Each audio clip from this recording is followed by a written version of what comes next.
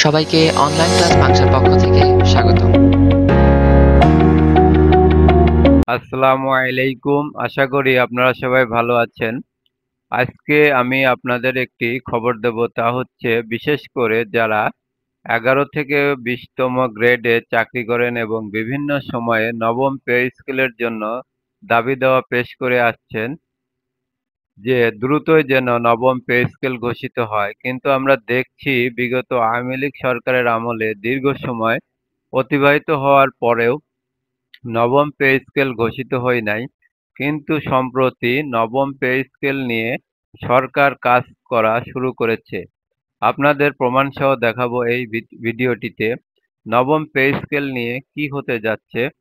অনেকেই হয়তো জনপ্রশাসন মন্ত্রণালয় কর্তৃক গত 20 আগস্ট 2024-এ এই পরিপত্রটি দেখেছেন। আজকের ভিডিওটিতে আমি এই পরিপত্রটির আলোকে আপনাদের সামনে গুরুত্বপূর্ণ বিষয় তুলে ধরব। আশা করি ভিডিওটি আপনারা মনোযোগ সহকারে দেখবেন। তাহলে শুরু করা যাক। জনপ্রশাসন মন্ত্রণালয় প্রশাসন শাখা 1 তারিখ 20 আগস্ট 2024। বিষয় জনপ্রশাসন মন্ত্রণালয় কর্মকর্তা কর্মচারী কল্যাণ সমিতির দাবিসমূহ প্রেরণ।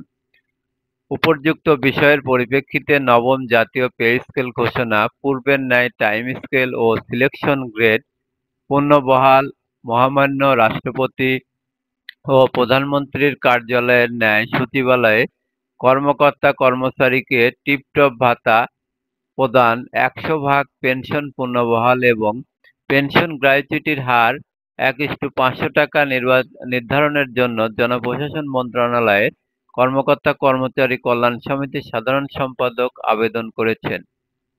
উপরি-উক্ত দাবিসমূহ নিষ্পত্তির প্রয়োজনীয় ব্যবস্থা গ্রহণের জন্য আবেদনের অনুলিপি এতদসঙ্গে নির্দেশক্রমে প্রেরণ করা হলো। সংযুক্তি বর্ণনা মতে, আলাউদ্দিন আলী, উপসচিব, সচিব, অর্থ বিভাগ, অর্থ মন্ত্রণালয়, বাংলাদেশ সচিবালয়। সম্মানিত ভিউজার, আমি এখন আপনাদের সামনে তুলে ধরব, লক্ষ্য করুন। নবম পে স্কেলের সর্বশেষ খবর 2024। জনপ্রশাসন মন্ত্রণালয় চলতি মাসের দাবিসমূহ অর্থ মন্ত্রণালয়ে প্রেরণ করেছেন। জাতীয় বেতন ও ভাতাদি আদেশ জারি করা এখন জরুরি হয়ে পড়েছে। 1973 সালের প্রথম পে স্কেল হতে চলতি পে স্কেল 2015 পর্যন্ত পর্যালোচনা করলে দেখা যায় যে 5 বছর অন্তর অন্তর পূর্বের পে স্কেলগুলো জারি হয়েছে। নবম পে স্কেলের সর্বশেষ খবর 2024 আমরা এখন উল্লেখ করব।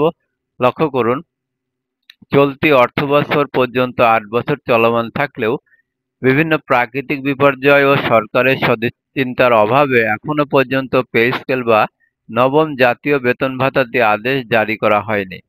প্রাথমিকভাবে স্বাধীন গণমাধ্যম কমিশন করার কথা ভাবা হচ্ছে বলে জানিয়েছেন তথ্য ও সম্প্রচার উপদেষ্টা নাহিদ ইসলাম। তিনি বলেন, আমরা স্বাধীন গণমাধ্যম কমিশনের কথা প্রাথমিকভাবে ভেবেছি। এর রূপরেখা কি হবে সেটা সাংবাদিকদের সঙ্গে আলোচনা করেই ঠিক করব। লক্ষ্য করুন, পে স্কেল কেন জারি করার সময় হয়েছে। দেশের বাজারে পণ্যের অস্বাভাবিক মূল্য বৃদ্ধি হয়েছে। চলতি অর্থবছরেও দেশের বাজারে মূল্যস্ফীতি 10:18 ছাড়িয়েছে। প্রতি বছর 5% হারে সরকারি কর্মচারীদের বেতন বৃদ্ধি করা হয়। সেই হিসাবে দেখা যাচ্ছে, প্রতি বছর যে হারে মূল্যস্ফীতি বা দ্রব্যমূল্য বৃদ্ধি পায় সেই হারে বেতন বৃদ্ধি হয় না। তাই দ্রব্যমূল্যের সাথে বেতন ভাতা দিয়ে এখনো সঙ্গতিপূর্ণ নয়।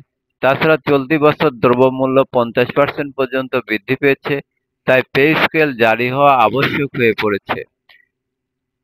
এবছর কি পে স্কেল জারি হবে? সরকারি কর্মচারীদের আশা, জাতীয় পে কমিশন গঠন করে একটি সুরাহা হবে। মহার্ঘ ভাতা যদি প্রদান করা না হয়, নিম্ন গ্রেডের কর্মচারীগণ ধার দেনায় ডুবে যাবে। তবে যে হারে দ্রব্যমূল্য বেড়ে চলছে, গার্মেন্টস শ্রমিকদের বেতন ভাতা বৃদ্ধি ঘোষণা আসলে সরকারি কর্মচারীদের বেতন ভাতার উপর 50% মহার্ঘ ভাতার ঘোষণা আসতে পারে, সেটি পরিস্থিতির উপর নির্ভর করবে। এখনো পর্যন্ত নতুন সরকার ব্যয় সংকোচন করে পরিস্থিতি সামাল দেওয়ার চেষ্টা করছে। তবে উপদেষ্টা মণ্ডলীর পক্ষে আভাস পাওয়া গেছে, তাই বলা যায় যে চলতি বছর সরকার থেকে কোনো একটা ঘোষণা আসবে। লক্ষ্য করুন, নবম পে স্কেলের সম্ভাবনা, বৈষম্য বিরোধী আন্দোলনের অগ্রগতি কি হচ্ছে। নবম জাতীয় পে স্কেল ঘোষণা পূর্বের ন্যায় টাইম স্কেল ও সিলেকশন গ্রেড পুনর্বহাল। মহামান্য রাষ্ট্রপতি ও প্রধানমন্ত্রীর কার্যালয়ের ন্যায় সচিবালয় কর্মকর্তা কর্মচারীদের টিপটপ ভাতা প্রদান, 100 ভাগ পেনশন পুনর্বহাল এবং পেনশন গ্র্যাচুইটির হার 1:500 টাকা নির্ধারণের জন্য জনপ্রশাসন মন্ত্রণালয় কর্মকর্তা কর্মচারী কল্যাণ সমিতির সাধারণ সম্পাদক আবেদন করেছেন। দাবিসমূহ নিষ্পত্তির প্রয়োজনীয় ব্যবস্থা গ্রহণের জন্য আবেদনের অনুলিপি জনপ্রশাসন মন্ত্রণালয় হতে অর্থ মন্ত্রণালয়ে প্রেরণ করা হয়েছে। এ পর্যায়ে দেখুন, বার্ষিক ইনক্রিমেন্ট কি 10% হওয়া উচিত? সরকারি কর্মচারীগণ জাতীয় পে স্কেল মোতাবেক বার্ষিক প্রায় 5% হারে ইনক্রিমেন্ট পেয়ে থাকে। জাতীয় বেতন স্কেল 2015 বেতন বৃদ্ধির ধাপগুলো যেভাবে সাজানো হয়েছে, মোট কথা বাজারে মূল্যস্ফীতির সাথে বেতন বৃদ্ধির সমন্বয় হচ্ছে না। গত 7 বছরে 40% বেতন বৃদ্ধি হলেও মূল্যস্ফীতি বা দ্রব্যমূল্য বৃদ্ধি পেয়েছে 100%। এবছরের আরও 50% মূল্য বৃদ্ধি যোগ করা যেতে পারে, তাহলে 7 বছরে মূল্য বৃদ্ধি দ্বিগুণ থেকে 3 গুণ পর্যন্ত ঠেকেছে। এমতো অবস্থায় দ্রব্যমূল্য বৃদ্ধি ও জীবনযাত্রার মান বৃদ্ধির ফলে নতুন পে কমিশন গঠনের মাধ্যমে নবম পে স্কেল ঘোষণা সহ অন্যান্য বৈষম্য দূর করার পদক্ষেপ নেওয়া অত্যন্ত জরুরি হয়ে পড়েছে।